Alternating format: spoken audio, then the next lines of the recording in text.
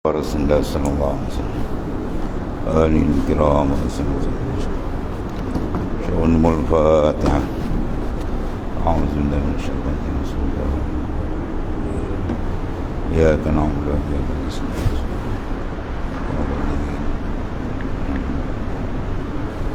ولا حول ولا قوة إلا بالله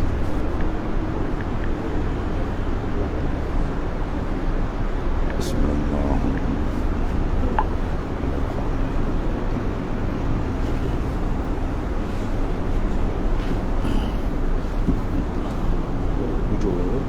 Baris ke-7 ni.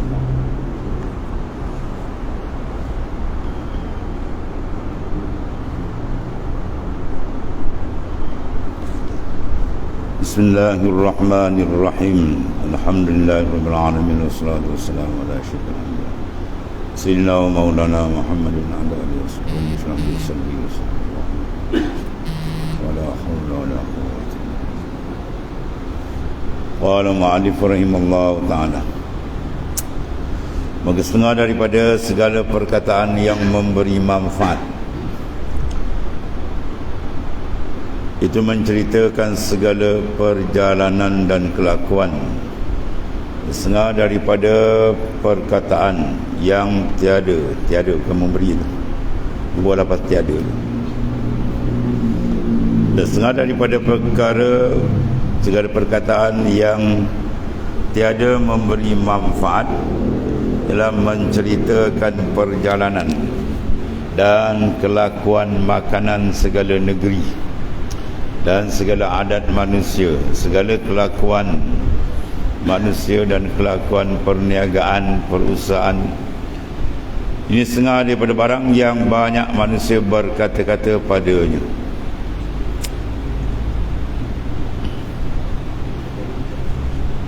Tengok kitab main. Maka setengah daripada kebinasaan lidah yang banyak itu ialah berdusta dan mengumpat dan berbantah-bantah dan memuji dan melawak. Ini benda-benda yang dikatakan banyak tidak memberi manfaat dan selora mana gurau. Adapun berdusta, maka itulah mengkhabarkan suatu atas menyalahi barang yang atas ni. Ada benda yang berlaku lain, tiba-tiba diceritakan lain. Itu dipanggil kazib. Sama ada mengetahui ia akan demikian itu dan menyahaja ia atau tiada, dan mengetahui dan menyahaja syarat bagi berdusta. Kalau dibuat tu disengaja, itu berdusta, bukan syarat bagi nama dosa. Dan telah berfirman Allah Subhanahu wa taala, "Banaj'al la'natallahi 'alal kazibin." Maka menjadikan kami, yakni kita ini Allah Ta'ala, akan laknat Allah Ta'ala atas sekalian yang berdusta. Pendustaan adalah benda yang mengotorkan lisan insan tadi. Perkataan dia menjadi murka Allah Subhanahu wa taala. Dan malaikat pun lari daripada busuknya bau mulut yang berbohong atau berdusta. Di Islam ada agama yang nakkan kita melakukan pembersihan, semua dalam keadaan bersih. Dan termasuk di sini dalam tutur kata. Maka digunakan dengan betul, maka pahalanya besar di sisi Allah Subhanahu wa taala. Dengan sebab dia jaga tadi, maka hatinya menjadi bersih, keadaannya menjadi dekat dengan Allah Subhanahu wa taala. Berbanding dengan pendustaan, maka dia mengotorkan suasana dan mengotorkan akan kalbi insan. Dan bersabda Rasulullah sallallahu alaihi wasallam, "Alaikum bis-sidq, fa inna sidqa yahdi ilal birr, wal birru yahdi ilal jannah, wa ma zala ar-rajul yasduku wa yataharra as-sidq hatta yuktaba indallahi siddiqah, wa iyyakum wal kazib, fa innal kaziba yahdi ilal fujur, wal fujuru yahdi ilan nari, wa ma zala al-'abdu yataharra al-kadhib hatta yuktaba indallahi kadzdzaba.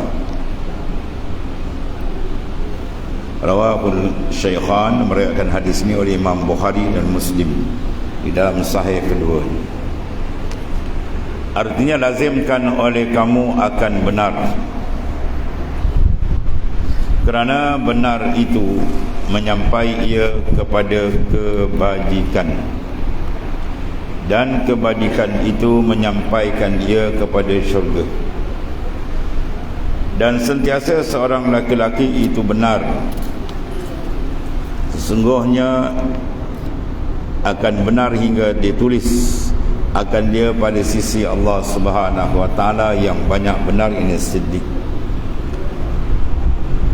Dan jauhi oleh kamu akan diri kamu dan akan berdusta, kerana berdusta itu menyampai ia kepada jahat seperti keluar daripada taat.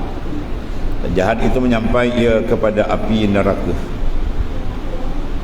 Dan sentiasa hamba itu bersungguh-sungguh pada berdusta hingga ditulis akan dia pada sisi Allah Ta'ala yang banyak dusta. Dikendaki dengan tulis di sini dihukumkan bagi yang pertama dengan banyak benar dan mendapat ia akan sifat dan pahala yang besar, dan dihukumkan bagi yang kedua dengan banyak berdosa, ini mendapat ia akan sifat dan dosa yang banyak. Dan sabda Rasulullah SAW, iyyakum wal kazib fa innal kazib mujanibun lil iman. Dan jauhkan oleh kamu akan diri kamu dan takut oleh kamu akan berdusta, kerana pendustaan itu menjauhkan akan iman. Di dalam berhubung dengan percakapan, pertuturan, maka dia ada kaitan dengan qalbi insan. Dalil qalbi insan itu baik, maka dia bercakap benda-benda yang elok, yang menyebabkan malaikat mencatat amalan itu, kerja ucapan itu sebagai satu amalan saleh, yang mana dibawa bekal dia untuk menghadap Allah Ta'ala di akhirat kelak.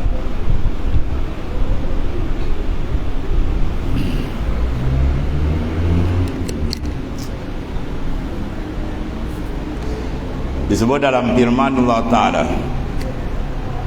bagi menyungguhkan kita menjaga pertuturan, ma yalfizu min qawlin illa ladaihi raqibun atid.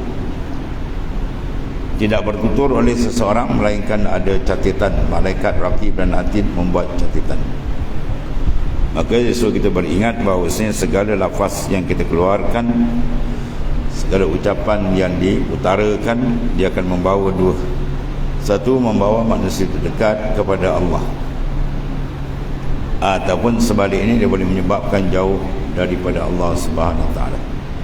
Apabila digunakan lisan itu dengan cara yang baik, membaca ayat-ayat Allah yang terbesar dan hadis-hadis Rasulullah SAW, dan mengajar perkara yang baik, menyeru manusia pada yang baik, nasihat menasihati, pesan memesan, dan bercakap dengan baik, maka itu semua menjadi bekalan besar di akhirat.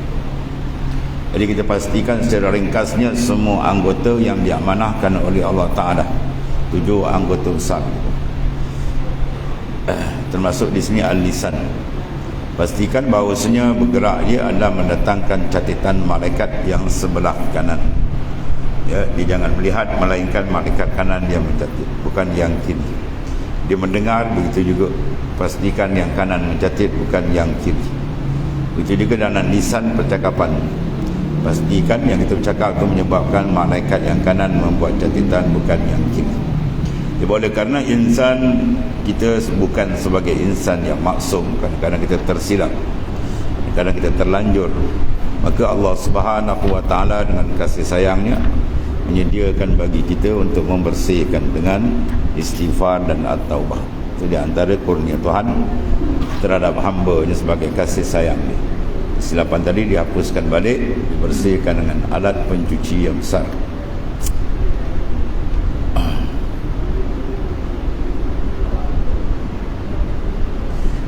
Waqala Nabi sallallahu alaihi wasallam, iza kazibal abdu kizbatan taba'ada anhu al-malak mailan min natni ma jaa bihi. Apabila berdusta seseorang hamba, dia bercakap kemudian dia selitkan pendustaan, sekali berdusta saja, nasaya jauh daripadanya oleh malaikat satu mail, bukan sebatu jauh. Sebab apa malaikat menjauhkan diri? Kerana busuk dusta yang mendatang dengan dia. Maknanya bau mulut orang yang berdusta tadi, pendustaan tu baunya terlampau busuk, menyebabkan malaikat jauh sampai sebatu jarak. Itulah maknanya satu amanah besar yang mana dia akan disoal di mahkamah qadi Rabbul Jalil di akhirat, iaitu lisan. Dengan sebab lisan bila dikawal, dia mendapat keuntungan yang besar di dunia dan di akhirat. Begitulah sebaliknya. Kemudian ketahui alimu bahawasanya berdosa itu haram, itu hukum dia, melainkan kerana sangat berhajat kepadanya. Dalam hukum fiqh kita dia ada mustasnayat, mana benda-benda pengecualian daripada hukum asal. Setengah daripada benda yang dikecualikan.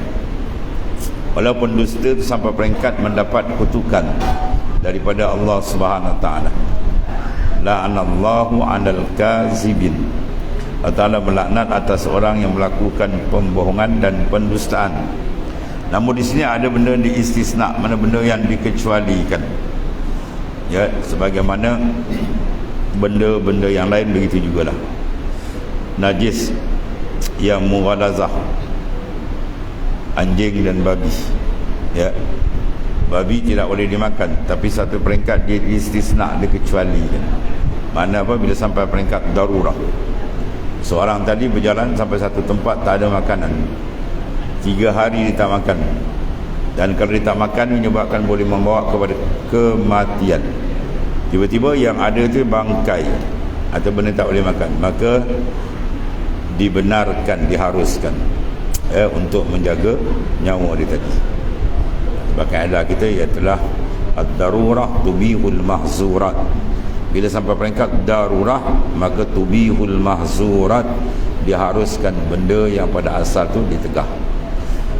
Maka di sini sampai peringkat Allah Ta'ala memberikan kutukan kepada najis pendustaan mulut insan manusia, tetapi ada perkara yang dikecualikan. Ini di antara benda yang dikecualikan apabila darurah sangat hajat. Sangat hajat itu mana darurah. Seperti berdusta pada peperangan. Dalam al-harbul khid'ah, peperangan itu ada satu tipu muslihat, di mana Rasulullah sallallahu alaihi wasallam berlaku bahawasanya dalam satu peperangan, maka bila mesyuarat dilakukan, contohnya pergerakan akan dilakukan melalui jalan darat, pada tiba masanya Rasulullah jalan lain, katakan jalan laut, ataupun dalam keputusan jalan laut, bila sampai masa Rasulullah jalan darat. Ini dipanggil hid'ah, takut benda itu dikesan oleh musuh, atau cara strategi baginda. Dan contoh yang lain umpamanya menghitamkan rambut, menghitamkan janggut itu kan. Orang lelaki kalau putih kan dia nak hitam, jadi tak dibenarkan oleh syarak. Hitam tadi dia dye jadi rambut, atau misai janggut yang putih dia dye jadi hitam, itu tak dibenarkan, kecuali dalam peperangan boleh. Di dalam peperangan, sebab peperangan dahulu dia muwajah, dia berdepan. Peperangan sekarang dia orang banyak apa panggil cenyelat, dia bom kan, lagi jauh je. Di peperangan dulu dia berdepan. Bila berdepan untuk dia panggil perang saraf, dibenarkan tadi. Kalau ada yang janggut putih, dia boleh dye hitam. Kalau janggut dia maknanya misal hitam, dia boleh dye, dia putih dia boleh dye hitam, supaya musuh akan menyangka, wah, orang Islam ni muda-muda lagi, tentera dia kuat. Itu maknanya. Kalau dia tengok semua dah putih je, dia lain macam ada kata ni satu round dia ke. Jadi dia tengok hitam tu, dia semangat. Wah, dia kata ini tentera Islam ni maknanya orang yang gagah-gagah ni semua muda-muda lagi. Itu misalnya, itu dibenarkan. Ya, sebab ada keperluan yang penting di dalam. Begitulah perkara yang lain. Dia ada mustasnayat, benda pengecualian. Dia kata seperti peperangan. Dan berdosa kerana mendamaikan orang yang berkelahi. Si A dengan B ni berkelahi sampai 2 tahun dah tak bertegur tak apa. Kita tengok apa ni yang lemas tengok kan. Jadi kita reka cerita pergi kabarkan A. Kita reka cerita pergi kabarkan B. Maknanya kita cerita kat B, orang A ni bagus dah, dia nak berbaik ini. Akhirnya dia jumpa dia orang bagus dia. Ya, dia berbaik, senyum dia orang. Padahal kita yang reka cerita. Jadi itu tak apa. Ya, makna laisa bil kaz man yuslihu bainan nas. Maknanya orang yang berdosa tadi tak dikenakan dosa pendustaan yang besar tu. Bila man yuslihu bainan nas, orang yang mendamaikan dua orang ni. Dengan sebab rekaan cerita dia, reka tu dusta lah. Tapi oleh kerana dia reka tu dua orang yang berkelahi jadi baik. Bagus jadi kawan baik. Itu tak apa. Itu dibenarkan oleh syarak sebab ada masalah yang penting. Dan contoh dia berdosa suami. Kalau engkar ia di hadapan isterinya, ya, bahawa ada madu lebih kasih padanya. Ni madu. Ni bukan madu lebah kan. Ni madu nikah dua orang je. Dia perempuan biasa begitulah. Bila dua isteri masing-masing nakkan dia lebih dikasihi, kan? Maka bila ditanya, suami cakap dia lah. Maknanya untuk menyejukkan keadaan tu tak apa. Untuk menjadikan hati dia senang. Itu tak apa. Tapi kalau isteri yang bijak, dia tak tanya benda tu. Ya, isteri kalau bijak, dia tak tanya abang sayang siapa, kasih siapa tak. Dia akan tunjukkan akhlak yang terbaik. Ya, jadi kalau akhlak tu baik, sendiri suami tu akan sayang dia tu je. Tak payah nak tanya-tanya banyak. Kalau tanya banyak kan lelaki pun meluat tengok. Jadi maknanya dia tunjuk saja akhlak baik, ketaatan yang bagus. Dengan sendiri maknanya apa? InsyaAllah hati suami tu sukalah. Itu contoh dia.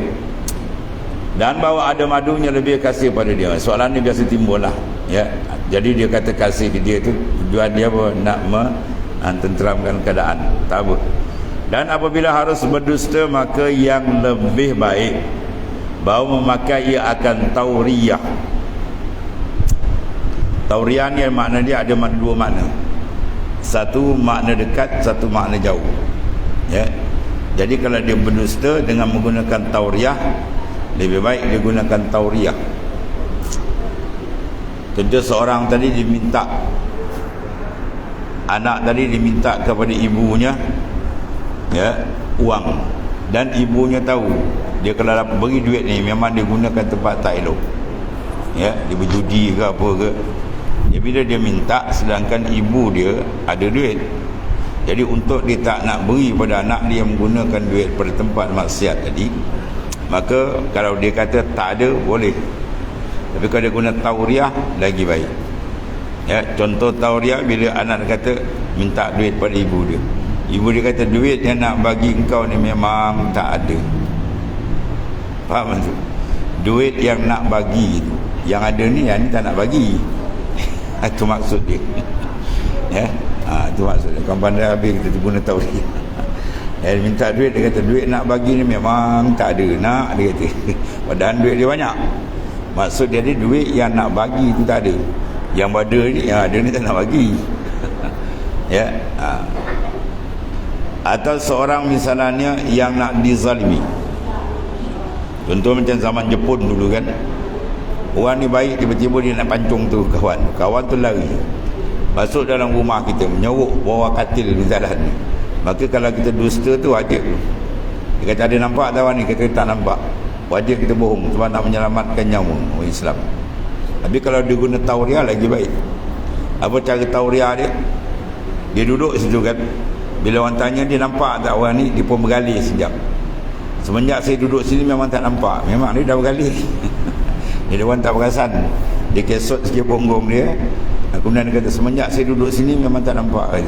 Yang tadi duduk situ, dia duduk sini. Ini perkara tu kadang-kadang dia orang tak buat kesan. Itu dia panggil tauriyah. Jadi tak jadi dusta, ya. Dan dia tu menyebut ia akan perkataan yang ada baginya dua makna. Perkataan ini ada dua makna. Satu makna hampir. Jadi kalau sekali faham dia kata tak ada duit, makna tak ada sungguh lah. Tapi sebenarnya yang dia kata tak ada tu bukan tak ada duit, yang nak beri tu tak ada. Satu Satu lagi dia kata tak nampak. Jadi sekali fahamnya mana tak nampak. Padahal dia nampak kawan dia kan sembunyi kan. Tapi dia ubah sikit, dia alihkan punggung ni sikit semenjak dia duduk situ. Dia memang tak ada. Yang tadi duduk sebelah sini. Atau cara makna dia ada makna dua makna, satu dekat, satu makna yang jauh. Maka mendaki akan makna yang jauh. Ya, makna yang jauh tadi itulah sebenarnya yang ada tak nak bagi itu. Jadi sekali cakap kalau dia tak amati, dia tak perasan mana.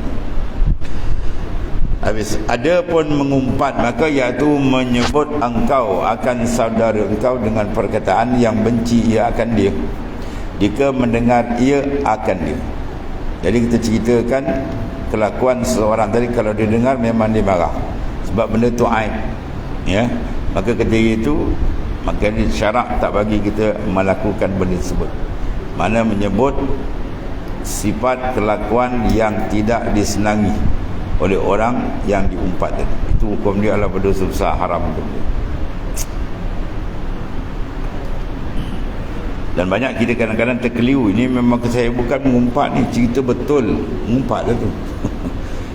Kalau tak betul tu dia panggil fitnah lagi besar. Benda tak ada kita kira reka. Yang ni betul.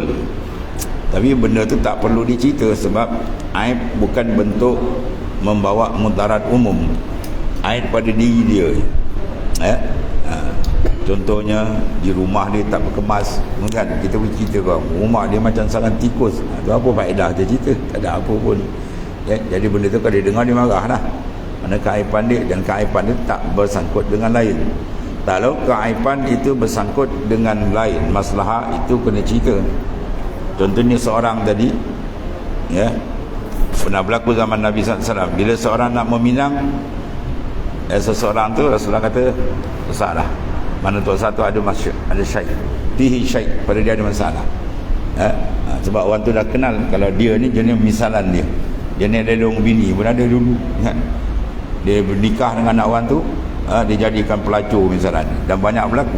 Jadi bila dia meminang kepada jiran kita, maka ketika itu wajib kita kena beritahu. Jangan bagi tuan dia habis besok misalan ni, ya. Jadi kita bagi tahu tu tujuan nak menselamatkan akan dia. Itu wajib, bukan maknanya mengumpat, tapi benda tu mesti dia jelaskan sebab mendatangkan mudarat nanti. Itu contoh dia lah. Tapi kalau sekiranya tak berkait dengan kesilapan pada umum, hanya individu, benda tu jangan dicerita. Kekurangan pada diri dia dan sebagainya, itu membawa kepada mengumpat. Dan mengumpat ni benda yang amat besar. Lepas tu ditanya Rasulullah SAW, adakah kamu tahu orang yang muflis? Lalu sahabat menyatakan, man laisa lahu dirhaman wala mata'. Mereka yang tak ada pada dia harta benda, tak ada wang ringgit, hutang lebih banyak daripada harta, itu muflis. Rasulullah kata itu muflis dunia. Yang aku maksudkan muflis akhirat. Maksud dia orang yang ada ibadat, ada sembahyangnya, ada puasanya, ibadat yang berbagai-bagai, tapi wasyatama haza wa qazafa haza, dia tuduh orang tu, dia fitnah orang tu, dia umpat orang tu. Maka di akhirat orang yang mengumpat ni, pahala dia akan dimasuk berpindah kepada timbangan orang yang diumpat. Bila tolak tak cukup, pusing pula. Kesalahan orang yang dizalimi diumpat dia akan masuk pada neraca dia, habislah. Kebalikan dia dah habis, kawan tu punya dosa kawan pula dia kena tanggung jawab, dia habis. Faul kia pinnar, lalu dihumban ke neraka al-ayazillah. Itu maknanya orang yang diumpat tu dia akan dapat pahala orang yang mengumpat. Jadi itu dia kata akhirnya muflis, tak ada apa kebajikan dia tinggal habis kosong. Itulah maksud dia apa? Bahayanya seseorang tadi melakukan kerja yang besar, itulah mengumpat dosa yang besar. Waktu Sayyidina Abu Bakar As-Siddiq radhiyallahu anhu, dia basuh batu dimasuk mulut. Tujuan ni nak menjaga jangan bercakap tak elok, supaya dia banyak zikir akan Allah Subhanahu wa taala.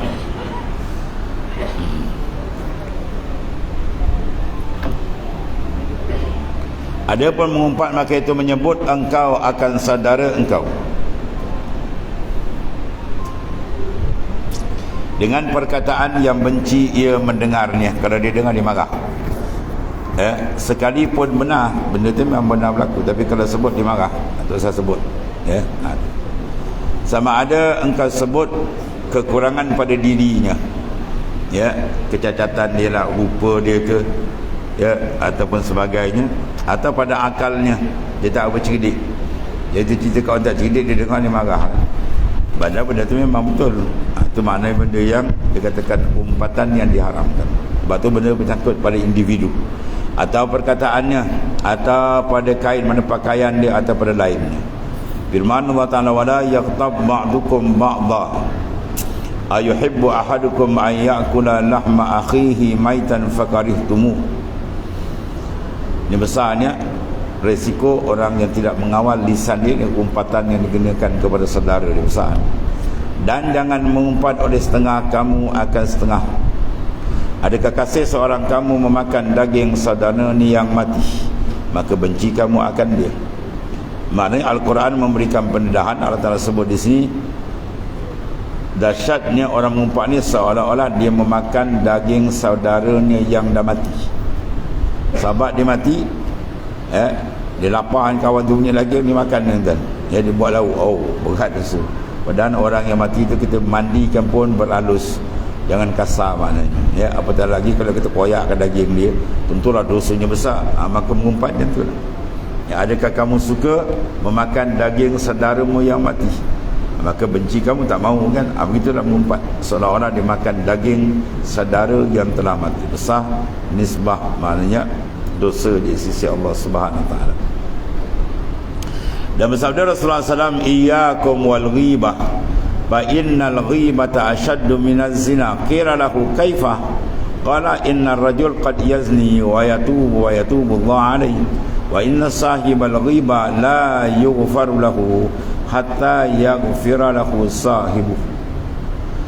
Jauhkan oleh kamu akan diri kamu, dan takut oleh kamu akan mengumpat, kerana bahawasanya umpatan tu, mengumpat tu lebih bersangatan daripada zina. Bila sahabat dengar mengumpat dengan zina, besar mengumpat, dia rasa terkejut kan.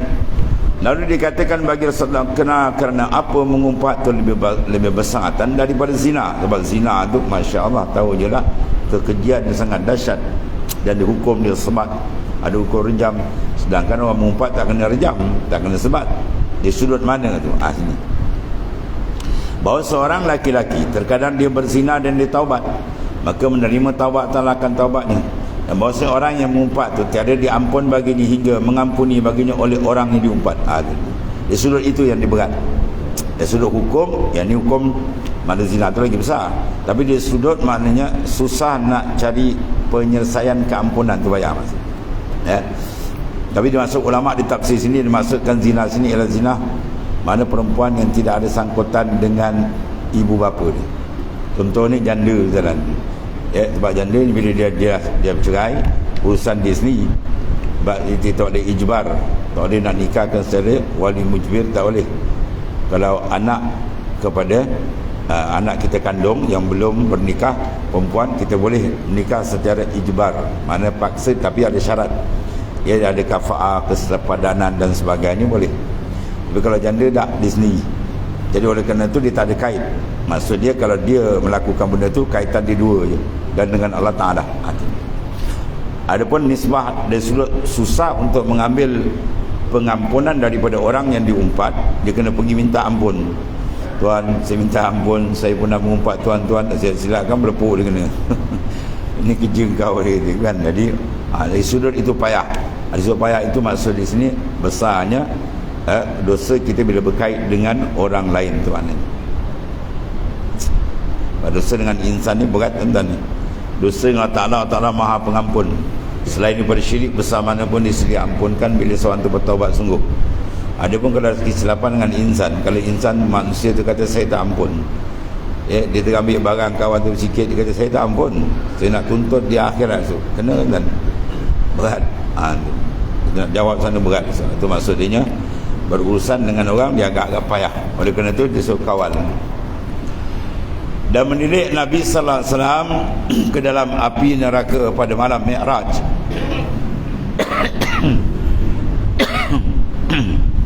Maka tiba-tiba dalamnya beberapa laki-laki yang memakan akan bangkai. Maka sabda Nabi SAW, siapa mereka itu? Ya Jibril. Berkata Jibril, mereka itu orang yang mengumpat manusia, ya, dimakan akan bangkai. Dan ketahui ini bahawasanya mengumpat itu hukum ya haram dengan ijma'. Malah tidak ada khilaf di kalangan ulama, sepakat sebab nas Quran tadi. Dan bila nas azab dengan Quran, memang dosa itu memang dosa yang amat besar. Melainkan 6 tempat diharuskan padanya mengumpat. Yang pertama, orang yang mengadu kepada raja atau wakil raja, qadi, ya, kata si anu menzalimi, ia akan daku. Mana pergi pada wakil atau pegawai keselamatan ke, dia report bahawasanya, kalau istilah sekarang buat report lah kan, orang tu zalim dia report polis, report pegawai keselamatan. Jadi dia report tu benda yang tak baik, orang tu zalim dia, orang kata mana tu umpat. Tapi benda ni dikecualikan sebab nak menyelesaikan masalah. Kalau tak report kan tak ada ketindakan lagi, berluasa lah maknanya. Dan menyebut dia akan kejahatan itu, itu dia dimaafkan sebab untuk selesaikan masalah secara umum. Ada pencuri di rumah dia ke, dia kenal orang tu, ya, membuat kerja kes jenayah, ya, mengedar dada ke apa seumpama ni lah. Yang report tu sebenarnya cerita hak tak baiknya mengumpat, tapi dia kena cerita sebab untuk selesaikan masalah umum. Itu tidak termasuk dalam umpatan yang diharamkan. Yang kedua, orang yang minta tolong pada menghilangkan maksiat, maka harus baginya baru berkata, ya, si anu mengerjakan maksiat, tolong olehmu akan daku pada menghilangkan dia, ya. Contoh diganggu orang dan sebagainya, harta benda dan sebagainya, maka kita buat report tu boleh. Dan menyebut ia akan nama maksiat, itu dipanggil secara zahirnya menceritakan keburukan, tapi dia kena untuk mengislahkan suasana itu disyarak, maknanya haruskan. Dan yang ketiga, orang yang minta fatwa. Kalau hukum itu kerja jabatan qadi, kalau fatwa itu kerja jabatan mufti, ya. Jangan kita kata tuan guru saya bagi fatwa, itu salah. Ya, guru tak boleh bagi fatwa, guru dipanggil irsyad, mengajar, memberi pengajaran. Kalau fatwa ni khas itu untuk mufti saja, ya, fatwa itu ialah hak mufti. Jadi dia pergi jumpa mufti, dia minta fatwa hukum, ya. Seorang minta fatwa apabila berhajat kepada menyebutkan pertanyaan seperti berkata oleh isteri. Contoh, suami aku seorang kikir, tiada memberi ia bagiku akan yang memada. Suami saya ni kedekut sangat gitu. Makan nak lauk sedap, tapi belanja tak cukup, kan? Asal dah. Baik. Jadi maknanya kalau dia cerita tu tak ada masalah. Jadi supaya mufti selesaikan. Jadi kalau dia tanya, mufti kata, tanya, dia kata tak boleh lah mengumpat. Mufti kata pergi balik je lah. Sebab tak selesai masalah, ya. Itu satu contoh. Dia cerita tadi tujuan nak menyelesaikan masalah. Jadi kita tak apa, kita syarak luluskan. Iaitu beberapa perkara yang diistisna atau dikecualikan. Wallah. Bismillahirrahmanirrahim. Alhamdulillah. Sayyidina Maulana Muhammadin wa ala alihi wasallam. Allahumma ighfir lana ya rabbal alamin. Fa inna khairal qulubi anta. Alhamdulillah. Subhanallah.